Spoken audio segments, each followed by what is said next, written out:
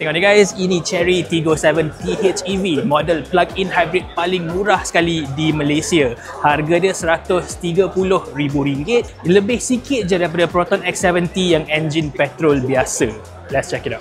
Model PHEV ni nak jalan dalam bandar dekat-dekat boleh pakai full EV mode, charge dekat rumah paling murah.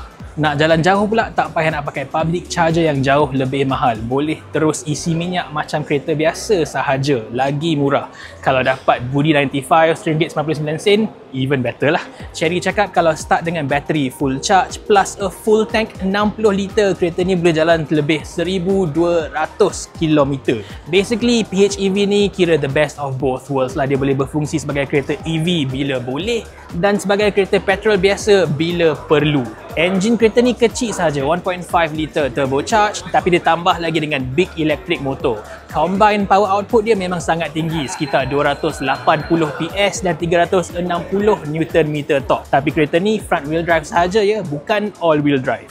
Bateri dia pun besar, lebih 18 kWh LFP lagi. So dia ada full EV range sekitar 90 km WLTP. Selain dari itu, Tiggo 7 PHEV ni versi facelift je, depan dengan belakang semua serba baru. Masa dekat dalam dia nampak lebih kurang sama sahaja dengan Tiggo 7 Pro yang lama. Dia tukar sikit-sikit saja, termasuklah logo Chery ni. Apa yang aku tak suka, trim fake carbon fiber dekat tengah ni rasa macam tak kena with the rest of the car.